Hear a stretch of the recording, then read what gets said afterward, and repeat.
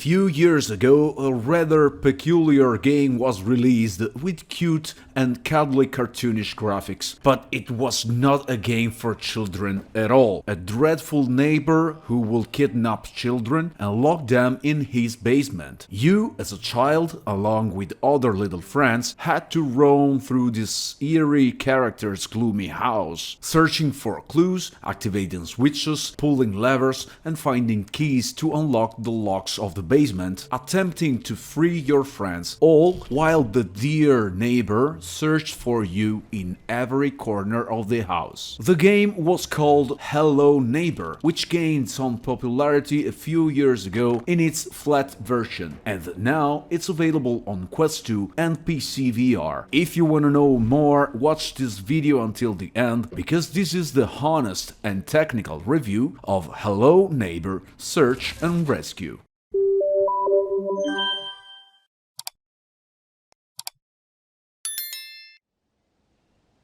Although fairly straightforward to understand, the story of Hello Neighbor deals with unsettling themes and does not so without beating around the bush. The young protagonists of this game must enter their neighbor's house, where he is holding captive some missing children, in order to free them and help them escape a grim fate. The game features clear references to this theme. For example, you can notice posters with photos of other children and the word simming written on them. A modified version in the VR release, maybe to censor what was missing in the flat version. There are also cells and barred doors scattered throughout the house, as well as the neighbor himself wandering between rooms wearing black gloves and carrying mysterious bags of the same color, the contents of which are unknown. Hello Neighbor Search and Rescue is just a game, but considering the themes it addresses, I would not say it's suitable for a very young audience. The flip side of the coin is represented by the graphic, which seem to target a very young audience. The cartoonish style with vibrant colors and the objects you use, such as a slingshot or a toy walkie-talkie, make you feel like a child. But it's unlikely that teenagers or adults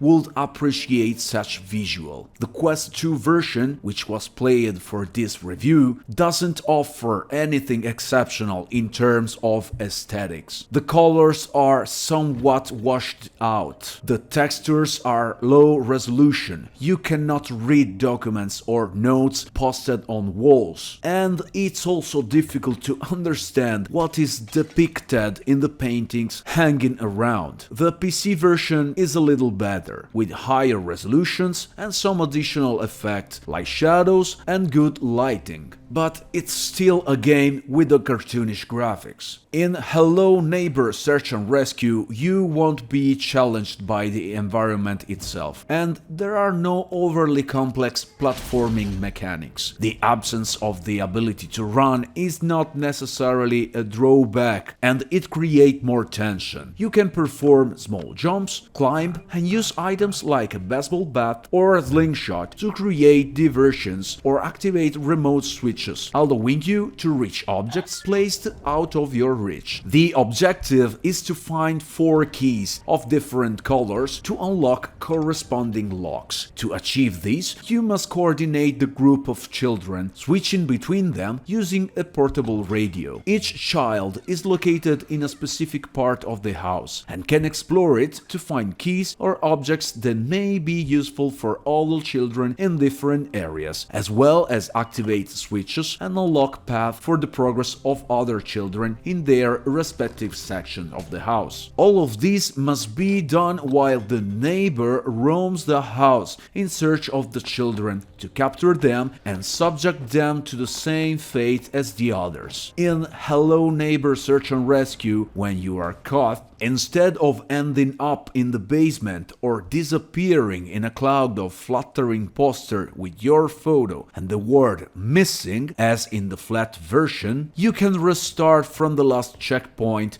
and retry the previous session. This is in effect a censorship of that aspect, which may have been a bit too excessive and raw for a child in the flat version. So the kidnapping turns into the possibility of going back and repeating, and the said missing written on the posters becomes simming, making it somewhat more friendly for younger players. In Hello Neighbor Search and Rescue, interaction with the surrounding world are kept to a minimum. You can only interact with objects that are truly useful. The only things you can touch are those that you can use to progress in the game: keys, doors, switches, levers, and inventory items. Everything else is part of the environment. To hide, you can enter storage rooms, and you can do it in two ways: manually, opening the doors, entering and closing them behind you, wait until the neighbor stops searching, or rushing into the storage room and pressing X or A, instantly hiding inside. Lastly, to create a diversion and distract the neighbor, you can activate record players or televisions, and while the neighbor is investigating, you can sneak around behind him. The first time you play Hello Neighbor Search and Rescue, it may take a couple of hours or more to fully complete it, and you may need to retry several times. However, after completed once, the second playthrough will not be as difficult or as long, and it's not particularly replayable, because even if you play it again, the house layout,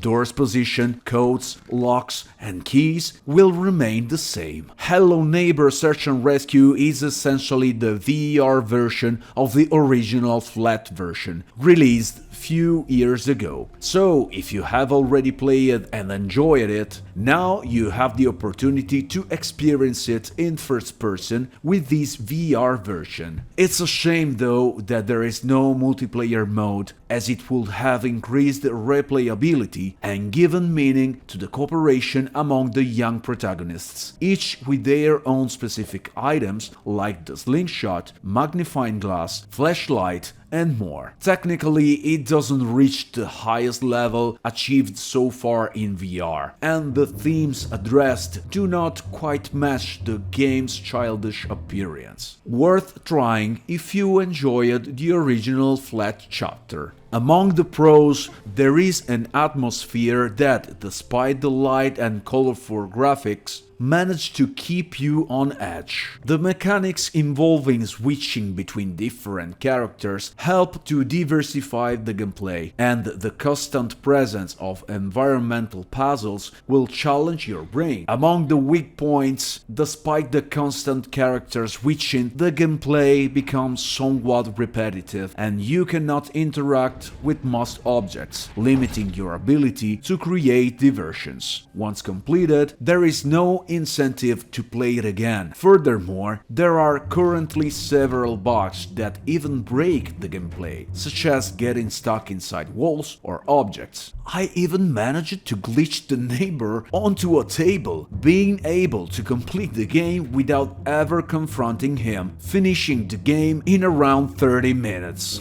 I leave you with the little gameplay of Hello Neighbor Search and Rescue. Thank you for watching completely the video. Like, share, subscribe and ring the bell. If you want to support the channel, use the thank you button under the video. From Ben, it's all. See you to the next one, and see ya in VR. Have fun, people.